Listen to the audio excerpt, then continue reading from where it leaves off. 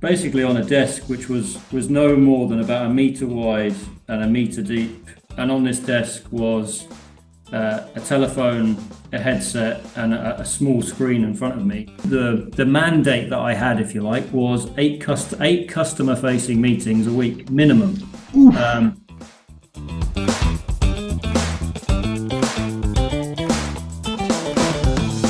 morning, Mark. Hi. Or should I say good afternoon or good evening, whichever it is, as I said, depending on where our listener or viewer is in the world. Thanks for joining us today. A little bit of background on yourself to kind of kick it off. So Charlie has been quite rare. If you go on your LinkedIn profile, although it's two companies, effectively, Symantec and then Veritas. Veritas was spun out of the Symantec business. So you've had effectively a 16, 17-year sales career, I would say, within the one organization. You haven't really been out on the job market changing organizations, which seems to be, if you look at a lot of LinkedIn profiles, par for the course. There's a lot of people who do kind of 18 months, 2 years, and then off to somewhere else. You've had a very long stint, starting in 2008, inside sales account manager, where I remember you there back in the day, commercial account manager after that, then territory manager, then into enterprise accounts to where you are today, account director of strategic accounts. So that's a tremendous kind of career trajectory that you've been on. I don't know if that was laid out for you by Symantec/Veritas or whether that was just your kind of objective. But what got you into tech sales initially?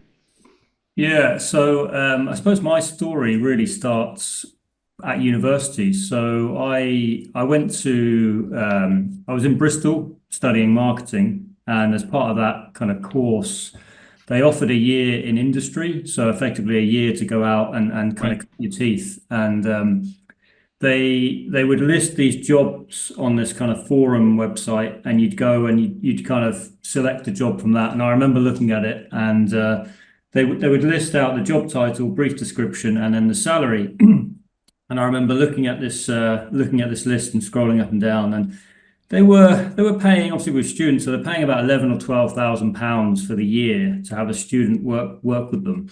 And all of the jobs are pretty much the same, except for one that stood out, which was paying 16,000. Right. And I remember thinking, well, if you're going to work for a year, surely you're going to try and earn as much money as you can. So I somewhat naively went for that role, not really knowing what I was getting myself into. And the role was telemarketing executive, which sounded very fancy, obviously, at the time.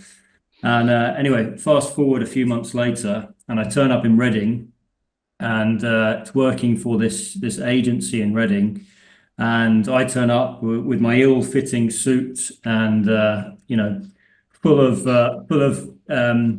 naivety, really, with a big mop of curly hair, which I'm sure your viewers would find hard to believe today. And I walk into this big, plush, fancy kind of reception area where I'm sitting, waiting to kind of start. And I get met, and I get taken around through this fancy reception, past the elevators, and as we're walking further away from the reception area, this place is getting more and more kind of less elegant, shall we say? Right. Yes. The further I get to where they're placing me, which is basically on a desk which was no more than about a meter wide and a meter deep, and on this desk was a telephone, a headset, and a small screen in front of me. And it was effectively cold calling. It was, as raw as cold calling could get. It was, 120 dials a day, targeting, 3 leads. And the agency that I was working for, they worked for various tech companies in Reading, the likes of Oracle and so on, SAP, and the team that I was allocated to was the Symantec team. So wow. I was kind of calling out almost on behalf of Symantec, calling out, trying to sell things like backup exec and PC Anywhere and this type of technology. And yeah, did that for about 6 months, and yeah, it was tough. It was tough going, to be honest. And then after about 6 months, it's quite fortunate, really. But Symantec at the time they decided to insource their lead management kind of Right. functionality, really. Yeah. So they brought that entire team in-house into Symantec in Green Park. And that then was inside sales, was it? And well, it was leads management to start with, so it was almost a step before inside sales. So it was really qualifying leads to pass on to inside sales. So was inside sales, because I don't actually hear that term often. You just hear SDR and BDR nowadays. Was inside sales BDR rather than SDR? You were actually concluding business. You weren't just finding leads and handing them over, were you? Yeah, that's right. Yeah, so inside sales, the way it worked in Symantec anyway,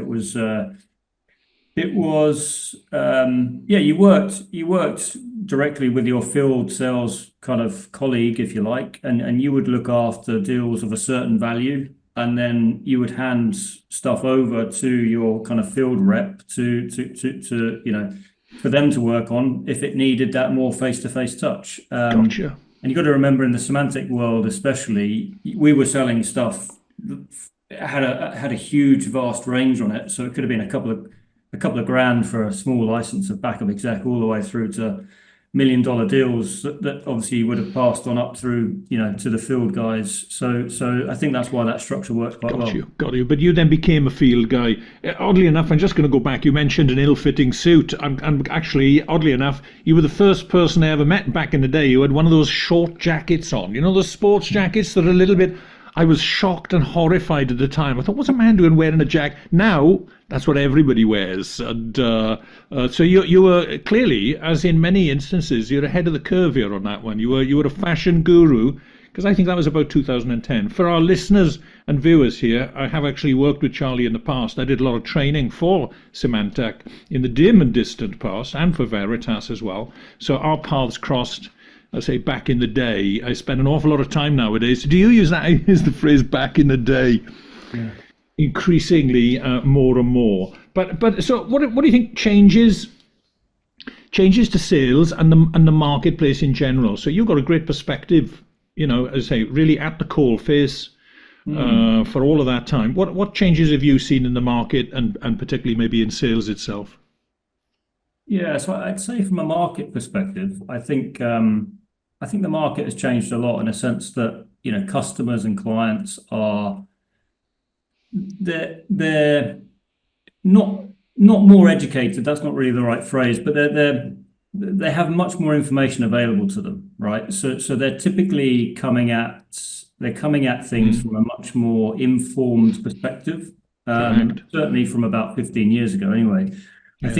I think certainly when I started, you felt like in sales, you're almost like the gatekeepers of information that customers wanted and needed. And you could almost kind of use that to your advantage. Whereas, things have really changed since then, and customers demand almost to have this information to hand, and if as a vendor now you're not providing that information, then you won't be considered, right? So you're typically going into conversations where customers are as informed, if not more informed, than you are to some extent. I was going to say, I saw a graph yesterday on LinkedIn that somebody had put up. It's kind of comparison between, like a bar chart, but it was kind of in the past, the salesperson, was the font of all knowledge. Yeah, that was the large bar, but the customer had limited knowledge.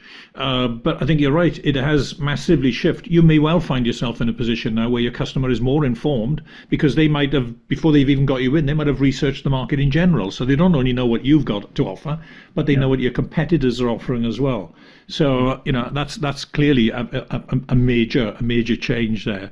And I think the other thing, just to add to that, you kind of touched on it there, is that it's a much more competitive landscape. I think the tech industry as a whole is much more competitive. There's many more options out there for a customer to consider, but the data management landscape, competitive landscape is there's been a complete proliferation of vendors over the last kind of 10 years. So we're starting to see the other end of that now, where the market is starting to consolidate. So obviously with Veritas joining forces with Cohesity, I think it's the first in a trend that will continue, right? I think that market will continue to consolidate, which I think is what customers are really calling for. What thoughts on what are these marketplaces? What do you think, in terms of, so who's got them? We've got Azure, AWS, I think Google as well. They've all got these marketplaces. I'm of the opinion they might be trying to kind of disintermediate the salesperson. I mean, a customer in many instances would possibly prefer not to talk to a rep and to just go online and click and download. Thoughts on that? Have you seen that happening? I haven't seen that happen, in fairness. I think they have their place. I think typically, it's another avenue for obviously for a customer to source something, and typically it can help customers in certain situations where they can basically draw down funds that perhaps they've already committed to these big SIs. So it helps from that perspective. It helps them meet those kind of commitments. But where I've seen it, the vendors are still very much involved and driving kind of the underlying kind of deal, if you like. So yeah. Gotcha. It may be actually that it's the channel partners that are going to be more affected, and distribution more so perhaps than the vendor. But I see that as a major disruptor. It'd be interesting to see how that affects things going forwards. If those are the changes, what things haven't, I don't know if you remember, there was an old Led Zeppelin album, the song remains the same. But I mean, what remains the same with regards to the sales world? What hasn't changed? I think I just think that the importance of relationships, really, for me, I think is one of the biggest ones. Especially more so obviously in my space in strategic selling, where you're dealing with large multi-year kind of negotiations. The importance of those relationships is I'd say even more important now than it's ever been. And I think that's certainly been a consistent, and I think in actual fact, I think I think it's become even more important because the technology has changed the way in which we communicate, like we are now. I think the importance of those communication skills is probably now, as vital, if not more vital, than it's ever been. And I think that 10, 15 years ago, you weren't necessarily taught the importance of communication because you were living it, right? Yes. And I mean that in a sense that, I remember when I was kind of cutting my teeth, the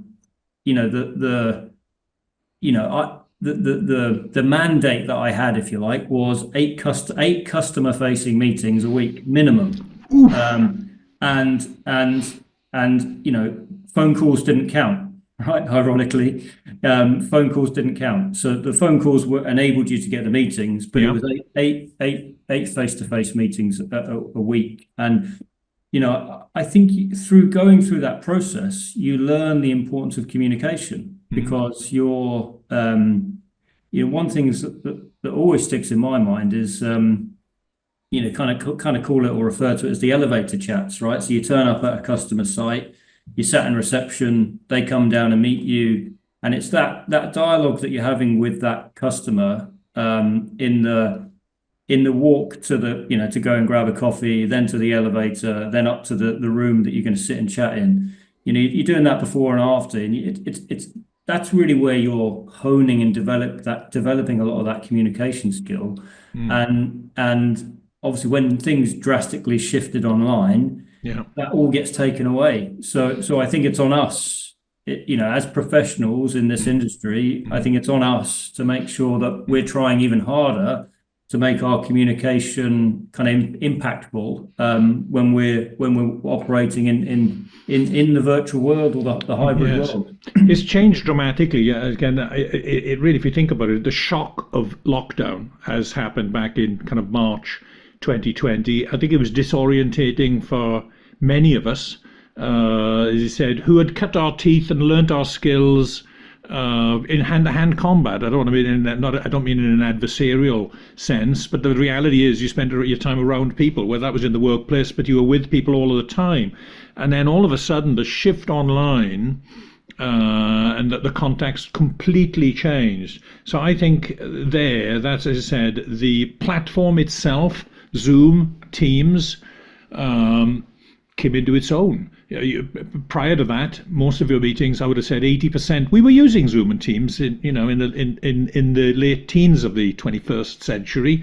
But the reality is, you were probably having 80% of your meetings face to face and maybe 20% online.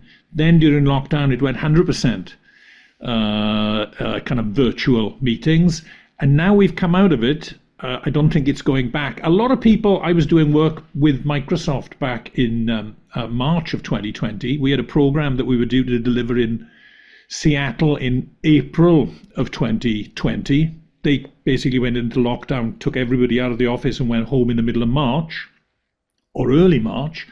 The idea at that point is that 2 months, 2 months, and everything will be back to normal. As it was, 6 months later, I think I began to twig, this ain't going back to normal. It ain't going back to how it was. And I don't think it's ever going to go back that way again. 20% of your meetings now maybe are face-to-face and 80% virtual. What's the mix with you?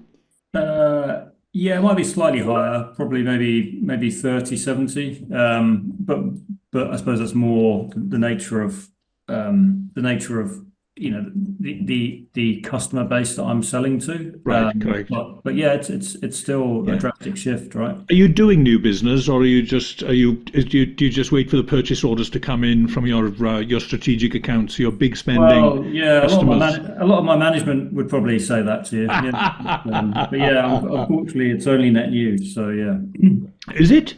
It is only net new, yeah. Oh wow, amazing! Well done, my man. All right, very impressive. I don't know if you saw. I did an article on LinkedIn the other day. So let's try and tie a few of those things together. We mentioned communication skills, and we mentioned lockdown and the shift into working from home and the use of these virtual platforms. So I did a little piece on LinkedIn the other day called the PowerPoint Hangover. I'm just going to read a paragraph from it, and let's riff off that. In the wake of the global lockdowns, businesses and professionals worldwide adapted to a new way of working. Virtual meetings became the norm, and with them, PowerPoint presentations became an almost ubiquitous tool for communication. Now, as we transition back into in-person interactions, I believe it's time to reevaluate our reliance on PowerPoint and explore alternative methods to enhance engagement and effectiveness. The reason I wrote it, I went to a presentation a few weeks ago where I saw 3 back-to-back presentations over a 2-hour period, and it was just basically people standing up and talking from slides. 2 hours. And 3 different presenters, but regardless of that, I found it extraordinary. And again, you just see PowerPoint has basically kind of taken over all over again. It was great during lockdown, but I think now an over-reliance. Would you agree, or maybe you've got a contrary point?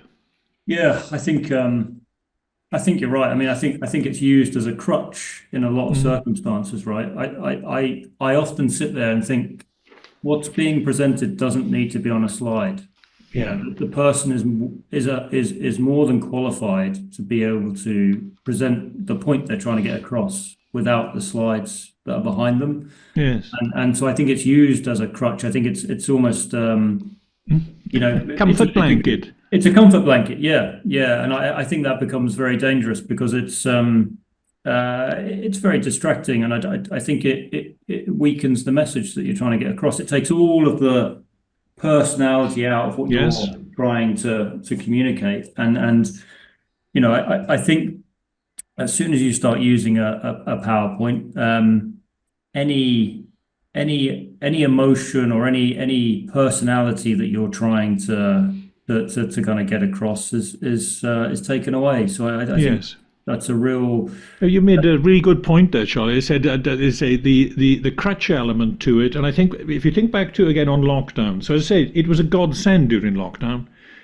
So how many meetings would it have been? There was a lot of screen share, a lot of PowerPoint presentations. But I think, and so you'd have the entire meeting. There'd be a screen share. There'd be slides presented. It just seems as if they've transplanted that now back out into the real world, and the slide is on all of the time. And that point you make think about it, the customer, you've got one mind, they can't look at the slides and look at the presenter at the same time, and unless you're kind of standing literally in the middle of the screen or the projection, and so they tend to go from one to the other. Plus, if there's a lot written on the slide, they're going to be reading what's on the slide whilst the presenter is talking. Huge interference taking place, and yet I don't see the light bulb moments coming on in others. Perhaps this is my role in the world at this moment in time, really, is to try and champion that idea about turn the PowerPoint off. I'm a great believer, as you know, in whiteboarding, but I also, nowadays, it's the flip chart maybe that's going to come to the fore. I would rather stand at the flip chart. They say when the slide is off, the audience has to look and listen to you as a presenter. So again, that article is there on LinkedIn. Perhaps for our listeners, you can check that up. So presentations key, communications key, rapport building you've talked about as well. There is kind of key, and I would have said all of those three things. Again, take us into our next kind of topic here, which is Toastmasters, which is something that maybe our listeners and viewers, I think many will have heard of, but I think there's probably a sizable percentage that maybe haven't heard the term Toastmaster, other than maybe at some formal occasion, maybe like the Lord Mayor's show. There's a dinner afterwards at the Mansion House, and there will be a Toastmaster there in a red jacket and whatever else. Toastmasters as the kind of public speaking organisation, I know you're heavily involved in. So perhaps let's kind of pivot if we can. We can carry through what we've been talking about, but tell the audience, if you would, then about Toastmasters. What is it? What value do you get from it? And what do you think it might be able to do for others? Yeah, so certainly. So I think that is a big misconception. I think people hear the term Toastmaster and have a perception of it, but essentially it's an organization, it's a global organization that has been going 100 years actually this year. Ironically, it's being celebrated this year. So it's a long-established organization. Is it linked to Dale Carnegie at all? Is there a connection? I think there may have been a connection back in its roots there somewhere, yeah. But it's a huge organization. They've got about 350,000 members globally. And in most towns and cities across the UK, there would be a local version of it, and it's really all about developing communication skills. And I help run the Southampton. I'm on the committee for the Southampton Toastmasters club, and we attract all sorts. Really, you get people that come to develop basic communication skills, just standing up in front of an audience and introducing themselves, all the way through to advanced speakers who are honing TED Talks, ready to present to large scale audiences. So it's a real range of abilities, but it's a charity, right? So it's really designed to really help and encourage people to develop those skills. And I think we're living and operating in a world where those skills are now more important than they've ever been. And I think there's definitely, going through lockdown, made us realize that actually we just how important those skills are, right? I think the technology that we utilized through lockdown, like you've said it with PowerPoint, it was vital. It got us through a period, but I think it also made us a bit reliant on it, a bit too much, and I think we've certainly seen within Toastmasters a big uptake in people getting involved after Toastmasters after lockdown, because they felt that either the skills that they had before lockdown had started to diminish, or certainly a younger generation who had never been exposed to kind of public speaking or the need to communicate in a more formal setting, wasn't being presented to them. And now suddenly we're going back into this more 80-20, 70-30 split, where they're having to go and stand up and communicate with people in person, and they haven't got those skill sets. So So I think that's where the uptake has certainly come from.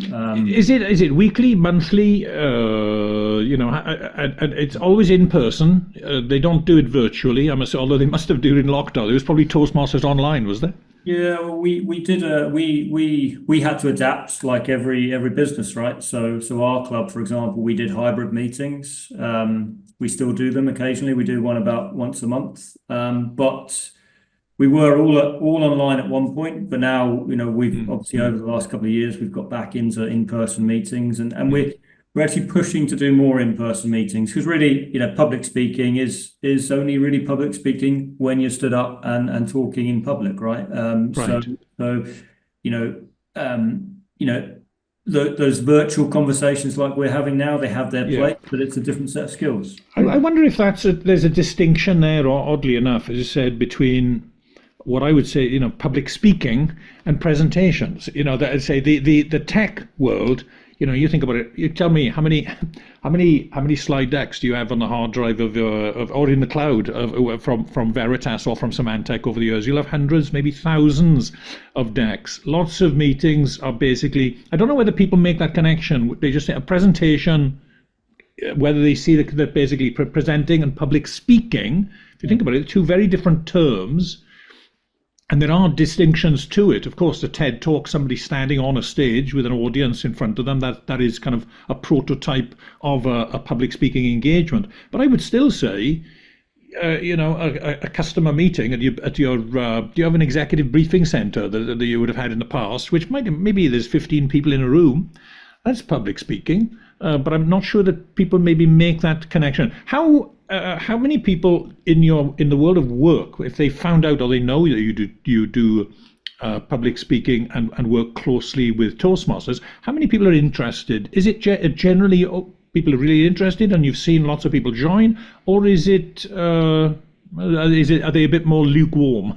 Yeah, I think there's certainly an interest in it. I think there's a lot of people don't know what it is to start with, right? So it's typically I find myself having to kind of just explain to start with what it is. But I think you make a good point. I think people do struggle to make the connection between public speaking and say, selling Presenting. or talking, presenting in front of an audience, and I think that's a really interesting point, because what are we actually doing when we're presenting, right? We're trying to communicate a message. We're trying to maybe influence the audience in some way. And I think those raw skills that you learn in public speaking are actually a lot of what we're trying to do in presentations. And I think like you say, the PowerPoint mindset has watered down really those skills that you would learn in public speaking, right? Public speaking is all about understanding who your audience is and understanding what they want to get from this, or what you want to give them. What's your takeaway that you want them to leave thinking of? And I think sometimes with presentations, when we just lean on PowerPoint, we're taking all of that away. We're using it as that crutch, and we're not leaving them with any personality, any emotion, any call to action. All of that is kind of watered down, if you like. So I think that's really the biggest distinction I would make. And I fear that, and we're all somewhat guilty of it. And I think even now today, when we're preparing for customer briefings, everyone acknowledges, we won't do death by PowerPoint, and then they'll send you a slide deck with 67 slides, and you think, so I think it's getting back to that just having a dialogue with your audience, whether it's 15 people, 5 people, 15 people, 500 people, getting back to that audience, why they're there, what they would want from being there, and really putting some personality into it, and just being more specific to them. I think in a way, don't get me wrong, PowerPoint had its place, but it's almost a bit it's so generic. You're not even taking into account what your audience, Correct. your specific audience, are doing there. And I think it's going to get. I think there's a threat. It's going to get worse with AI. I don't know if you've seen some of these tools. Like, I mean, I think that's the other issue, is that presentations now look so good, is that because it's easy to do. The templates. If you went back 10 years, there were a lot of PowerPoint presentations that looked, pretty poor, very amateurish. I don't see amateurish looking PowerPoint slides anymore. They can look very, very good, very cool. But also, I see them with masses of information on. So there's a lack of understanding about how the audience are going to be able to either take that information in. And as I said, if they're reading what's on the slide, they cannot listen to you at the same time. If you've, as I'm sure you do, if you sit at home, if you have a television, you've got, maybe there's a TV program on, but at the same time, look at what most people do. You might be scrolling also at the same time, whether you're on kind of social media. You cannot have the two inputs going. One thing gets your focus, the other one's in the background and is effectively being kind of ignored. You're sensitive to it, but you're not focused on it. Same thing with the slide. So as I said, I'd say death by PowerPoint was a phrase we used to hear a lot of 10 years ago. I don't hear it very often nowadays, but I think we got more death by PowerPoint going on today than we had back then. But look, let's kind of try to kind of once again keep Toastmasters front and center here, but maybe as our last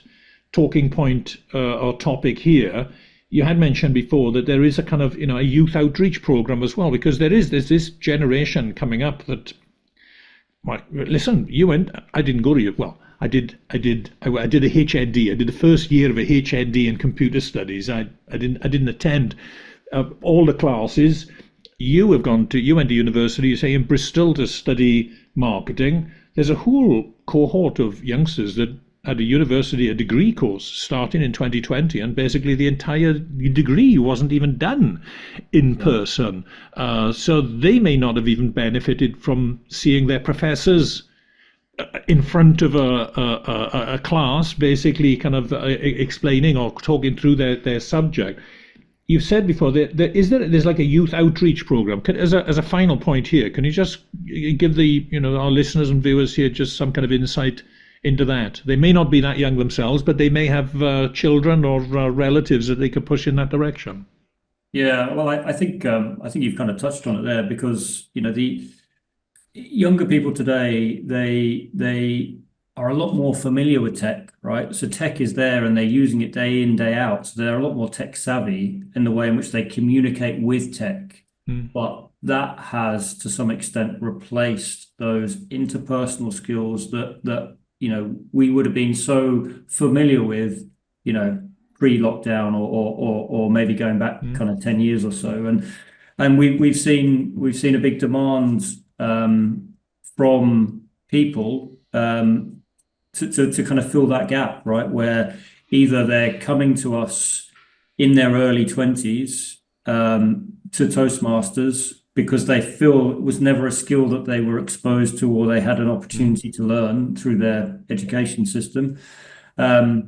Or they, some of these people are going through job applications, job interviews, and not even, they're going through several rounds of an interview stage and not ever meeting a person, which I remember within Symantec, it used to be 7 rounds of interviews before you got a job, and each one of them would have been in person, so that's the difference that these people are dealing with. And so we're trying to get in, I suppose, at a slightly younger age to try and, expose a younger generation to communication skills. So not specifically public speaking, part of it, but just opening them up to the world of communication in person, and developing those skills, because you develop them in person and they're transferable to the digital world. The other way around, they're less transferable, right? So that's really the intent behind it. So it's really for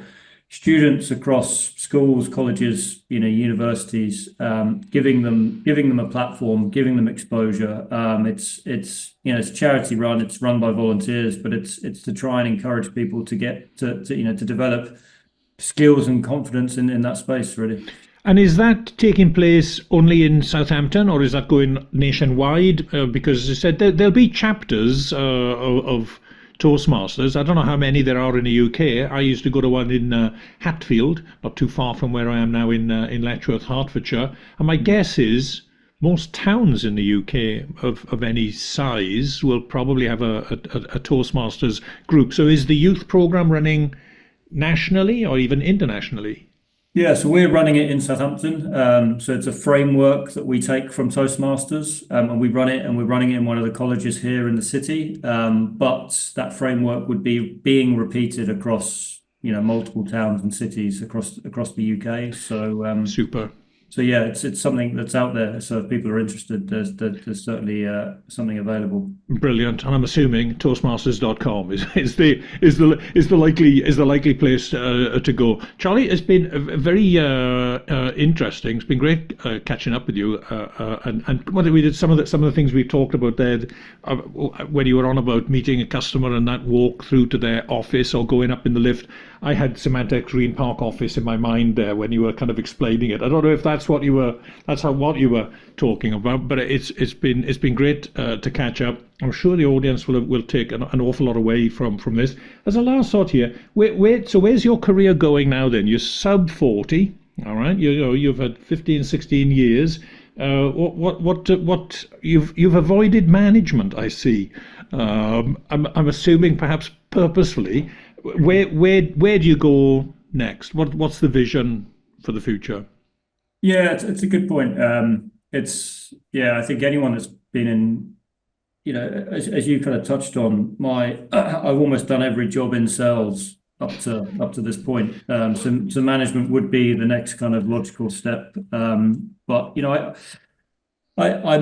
I love selling, and I love building those relationships that you have with customers and clients. So I think that's what keeps me motivated to still be in that space. I think management will come at some stage, but I've still got age on my side, which I think is a good thing. And I think whilst you're still young enough and motivated enough to be in direct sales, then you take it for what it is.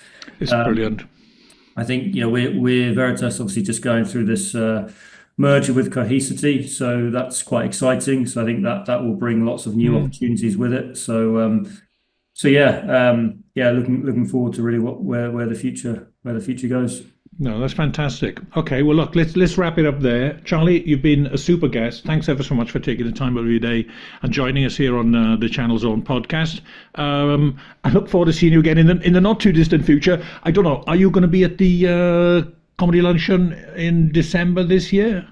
Quite possibly. We might bump into one another. Super. I'll be sure to look out for a tall man with a short jacket on. All right, and it won't be me. It won't be curly hair though.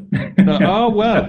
Oh gosh, yeah, I'd forgotten about that. Yeah. Anyway, but you're looking great. You're looking healthy. You're looking happy. So it's wonderful to catch up again. Let's do it in the not too distant future. And until then, all the best. Great. Thanks, Mark. Cheers.